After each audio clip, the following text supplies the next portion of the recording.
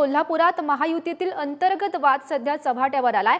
शिंदेंच्या शिवसेनेचे संजय मंडलिकांबाबत भाजपच्या पदाधिकाऱ्यांनी नाराजी व्यक्त केली आहे। संजय मंडलिक भाजपच्या कोणत्या कार्यकर्त्यांची कामं पूर्ण केली असा प्रश्न सध्या उपस्थित केला जातोय।